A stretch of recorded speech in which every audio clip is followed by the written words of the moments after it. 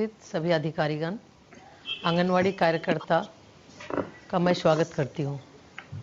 और आप लोग जिस समर्पण और लगन के साथ अपने अपने क्षेत्र में काम कर रहे हैं उसके लिए मैं बधाई भी देती हूँ।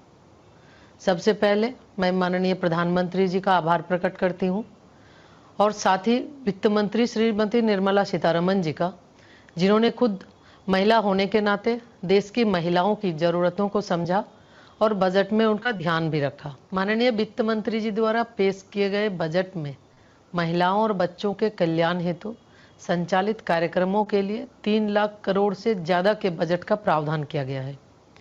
माननीय प्रधानमंत्री जी के कुशल नेतृत्व में सरकार का प्रयास है कि देश की महिलाएं शारीरिक और मानसिक रूप से स्वस्थ हों, महिलाओं का कौशल बढ़े, कमाई के साधन बढ़े, उनका सम्मान बढ़े और वो आत्मनिर्भर बन सके।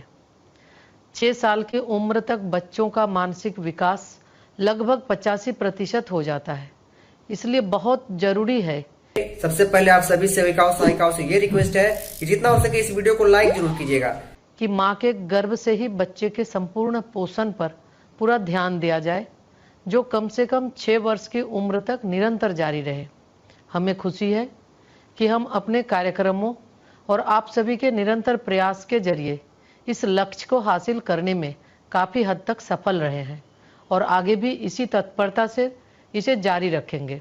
आज देश भर में संचालित लगभग 13,95,000 आंगनवाड़ी केंद्र कार्यरत है, जहां गर्भवती महिलाओं, स्तनपान कराने वाली माताओं, 6 साल तक उम्र के बच्चों और किशोरियों को पूरक पोषण प्रदान किया जा रहा है। महिलाओं की पोषण स्थिति 2 तरह से महत्वपूर्ण है।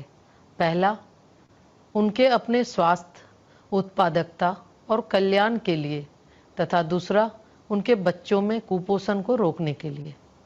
इस प्रकार महिलाओं का स्वास्थ्य सामाजिक स्वास्थ्य का आधार बनता है। इसे मान्यता देते हुए मिशन सक्षम आंगनवाड़ी और पोषण 2.0 कार्यक्रम में कुपोषण मुक्त भारत बनाने के लिए जीवन चक्र दृष्टिकोण अपनाकर गर्भवती महिलाओं, स्तनपान कराने वाली माताओं, बच्चों और किशोरियों में कुपोषण को दूर करने का प्रयास किया जाता है। इस कार्यक्रम को और बेहतर बनाने के लिए अब तक 92,108 आंगनवाड़ियों को सक्षम आंगनवाड़ियों में अपग्रेड करने की मंजूरी दी गई है। हमने इन सभी आंगनवाड़ियों को सक्षम आंगनवाड़ियों में अपग्रेड करने का काम शुरू कर दिया है। इनमें LED स्क्रीन, स्मार्ट शिक्षण सहायता सामग्री और पोषण वाटिका आदि होंगे। मंत्रालय ने विभिन्न राज्यों, संघ राज्य क्षेत्रों से प्राप्त प्रस्तावों के अनुसार लगभग 6,000 आंगनवाड़ी सह शिशु गृह पहले ही स्वीकृत कर दिए हैं और आगे भी यह प्रक्रिया जारी रहेगी।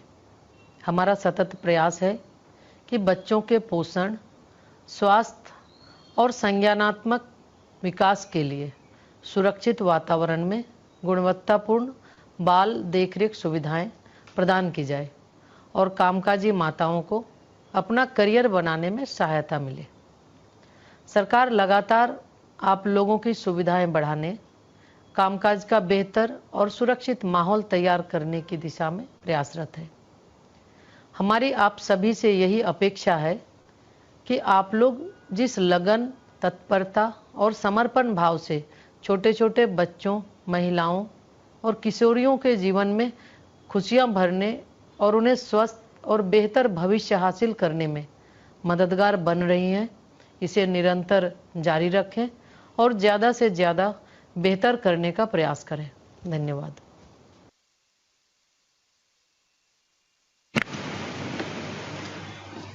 मैं